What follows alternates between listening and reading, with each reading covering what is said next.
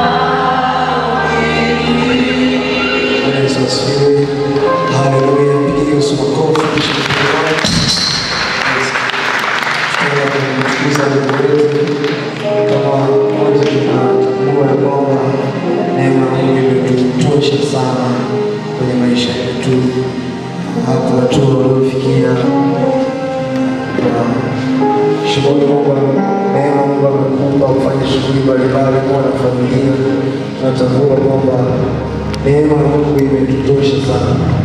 Kwa tutaimba neema yako yanitosha, neema yako yanitosha, neema yako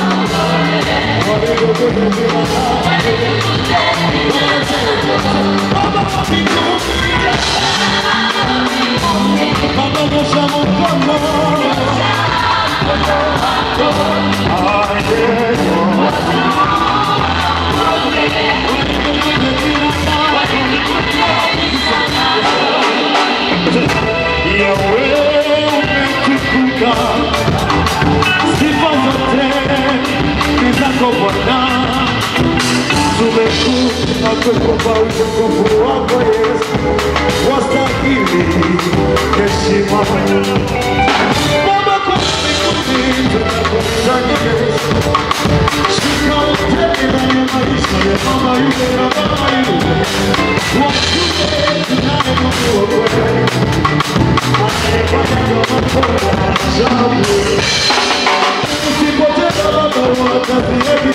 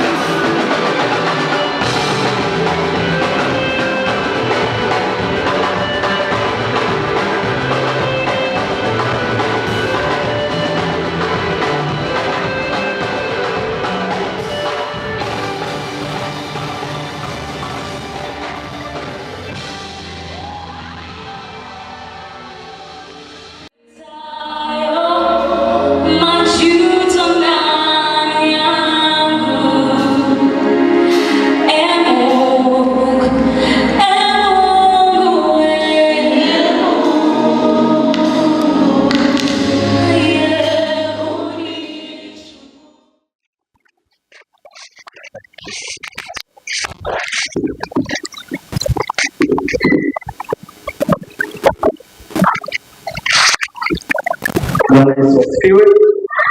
Kanisa, Bwana asifiwe. Bwana asifiwe. Amina.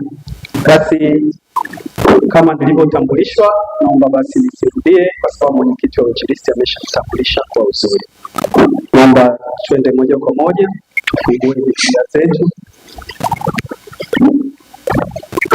kitabu kile cha Yohana wa 3, waraka wa Yohana. Waraka wa 3 wa Yohana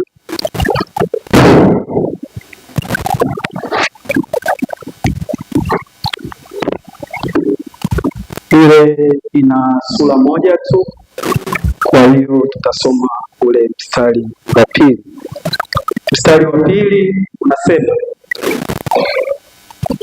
wote tumeupata?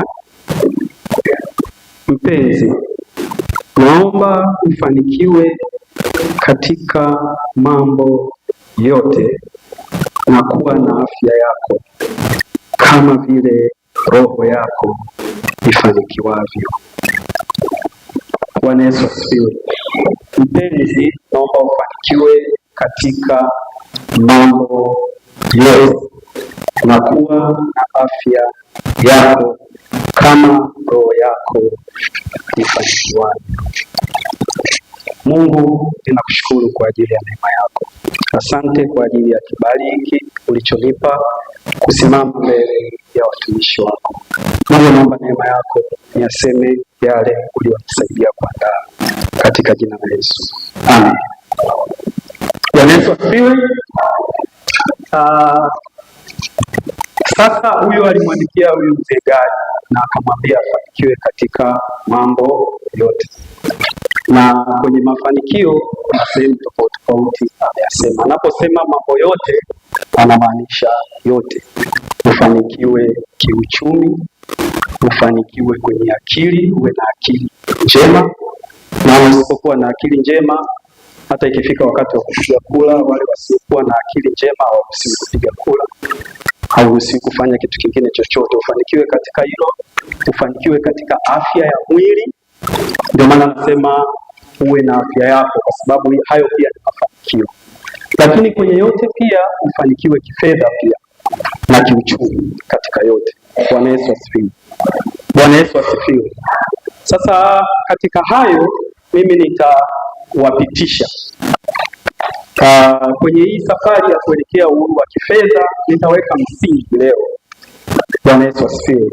Lakini kila tutakapokuwa tunapata nafasi, tutakuwa tunajifunza kwa kadri Mungu atakapokuwa anatusaidia.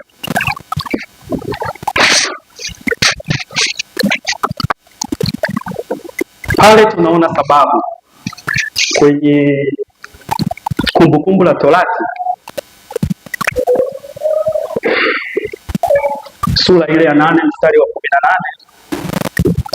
maneno ya Mungu yanasema, bali utamkumbuka Bwana Mungu wako, maana ndiye akupaye nguvu ya kupata utajiri, ili alifanye imara agano lako alilowapa baba zako hivi leo. Kwa hiyo ukisoma katika hiyo Kumbukumbu la Torati 8:18 inaelezea pale kwa nini tufanikiwe, kwa nini Bwana atuinue, atupe uchumi. Na nilikuwa ninaangalia kwenye Biblia, ukisoma kwa mapana utagundua kwamba kwenye Biblia hawajaandikwa maskini wengi. Bwana Yesu asifiwe. Utagundua maskini waliotajwa kwa majina hadi unawafahamu. Nikiwaambia kwa maskini aliyetajwa kwa jina anaitwa nani? Lazaro. Bwana Yesu asifiwe. Huyo ndio maskini alitajwa kwa jina. Lakini kwenye Biblia yote wale watu walioelezewa, wale watu walikuwa wana hela sana, walikuwa matajiri sana. Bwana Yesu asifiwe. Ukisoma na ukiona mtu ameelezewa kwa chapter nyingi zaidi, alikuwa tajiri zaidi. Utaona wakina Ibrahim, wakina Isaka, wakina Yakobo, wale watu walikuwa matajiri wa kutupwa, walikuwa wanaelezewa. Watu wamefanya uchunguzi, yule Suleiman mpaka leo watu wote wanaowataja matajiri hawajawahi kufikia utajiri wa Suleiman. Kwa hiyo hata unapomtaja Elon Musk, unamtaja yote, hawajawahi kufikia utajiri wa Suleiman. Bwana Yesu asifiwe. Kwa hiyo Mungu anataka tufanikiwe, lakini tufanikiwe kwa nini? Anataka alifanye imara, tutumie yale mafanikio yetu. Nitawapa tu mifano. Yesu alipokaa katika huduma yake ile miaka 3 aliyokaa na kidogo na nusu, alikuwa anafundisha kwa mifano. Sasa katika ile mifano, wachambuzi wa teolojia walichambua ile mifano aliyotoa Yesu. Alitoa mifano takriban 38 katika huduma yake, lakini takriban mifano sawasawa na asilimia 40 inahusu fedha. Maana yake tunatarajia nusu yote aliyotoa Yesu. Bwana Yesu asifiwe. Wewe leo unafanya nini? Ya ile mifano ya Yesu. Sema kusema anasema msingi labda kuhusiana mama atasema kwa habari ya shule, atasema kwa habari ya mifano yake yote, atatoa mfano ile yote ile mama ya. Kwa hiyo katika mifano aliyotoa mifano ilikuwa inahusiana na masuala ya kiuchumi, kwa sababu ni jambo la muhimu sana katika maisha. Lakini fedha na uchichezi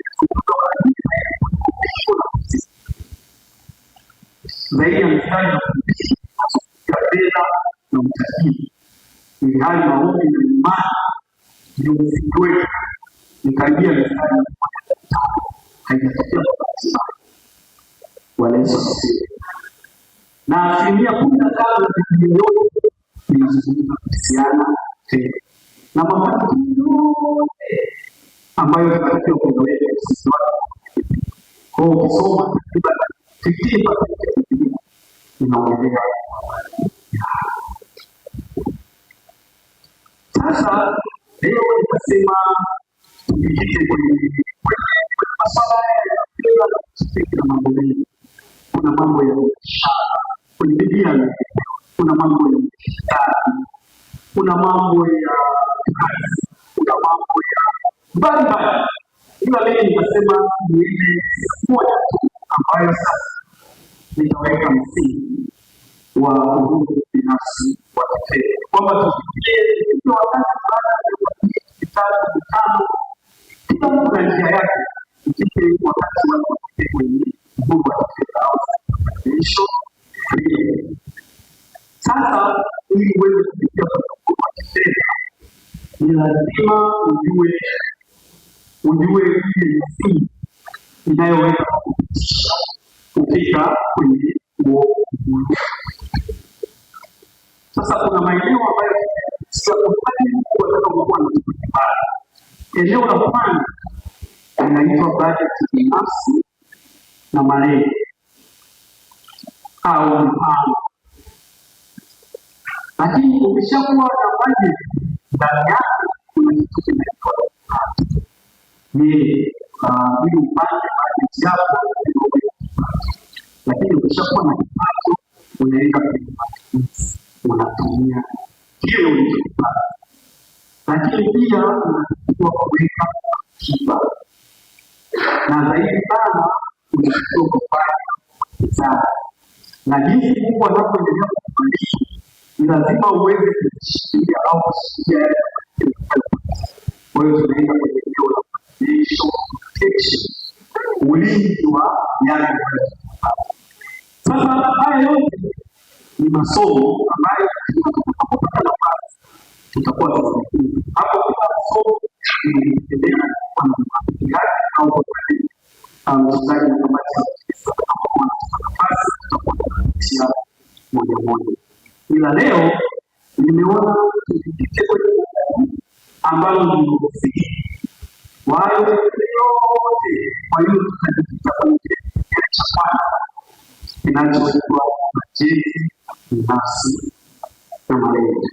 Tutakaa hapo tu siku itakayokuwa kupata nafasi ya kujifunza hayo mengine kwa kadri ya Yesu. Sasa Biblia inasema ni kuhusiana na mambo ambayo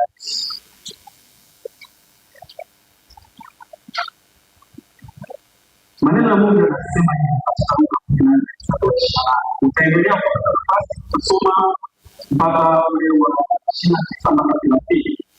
Lakini mimi nimeona ni haya.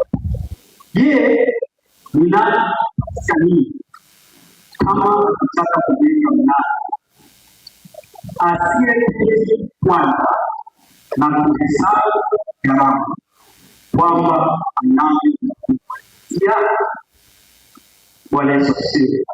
Yale maneno niliyoyarudia kwenye msingi sana. Asiyeketi kwanza na kuhesabu gharama. Tunajua kama unataka kujenga huu ni mfano kwamba lazima uanze gani unataka iweje, lakini bajeti yake iweje, unataka hiyo unataka yote ndipo Bwana Yesu asifiwe. Lakini huo ni mfano tu ndio inahusiana na vita anapojua kwamba Bwana Yesu anafanya kitu kile. Kwa nini tunajifunza haya? Kwa sababu tunapata maisha haya. Mtu anakuwa hana unaanza mwezi unaanza tumisho mtoka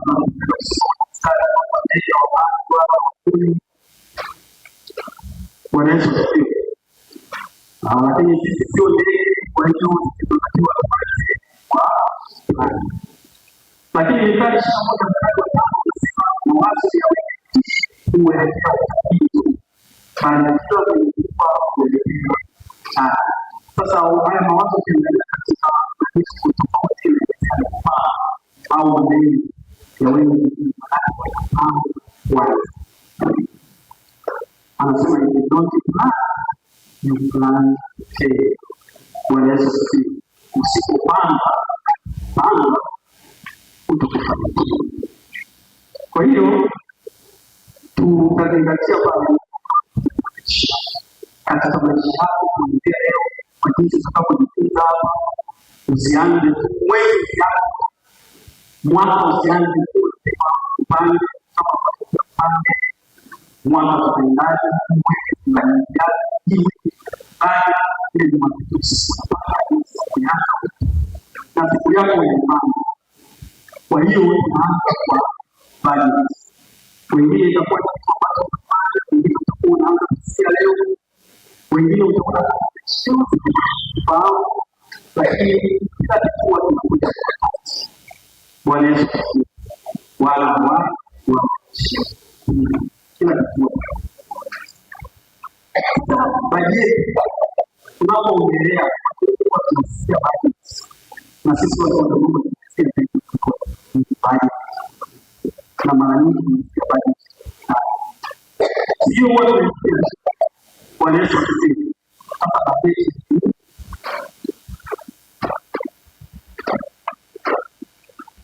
Tunasema nimeweka budget na nilikuwa najaribu kuchukua kwa sababu lakini inasema ni matukio ya mapato na matumizi ya fedha katika kipindi fulani ili kuhakikisha hiyo ndio tafsiri makadirio ya mapato. Kwa hiyo lazima kuna ile ya mapato ambayo ndani tutapatia tunaleta mambo ya mapato, tunafanyaje mikopo ya mapato, lakini tuangalie leo tunafanyaje. Lakini kuna issue ya malengo. Kila mtu ana malengo yake, familia zina malengo, kanisa zina malengo. Yanafikiwaje? Lakini baada ya tafsiri nyingine, kitendo ya kufanya ufuatiliaji ya kufikia dira ya mtu binafsi, familia, kampuni, kanisa, taasisi au nchi. Nchi inakuwa na dira. Ile dira